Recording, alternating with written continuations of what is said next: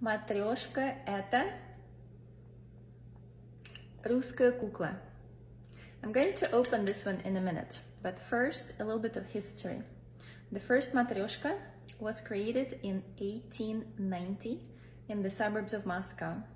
There are two theories about the origin of this design. The first one is that it was brought from Japan, where they had similar dolls.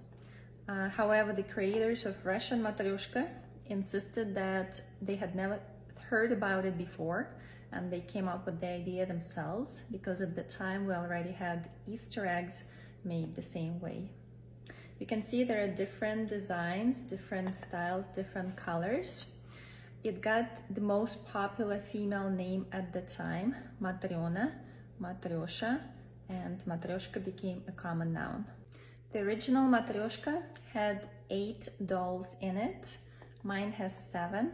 According to different sources, the record has been 51 or 70, up to a meter high.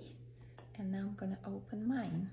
So it's not easy to open it. It's pretty tight, but once you open it, there is a doll, and a doll, and a doll, in a doll, in a doll, in a doll, in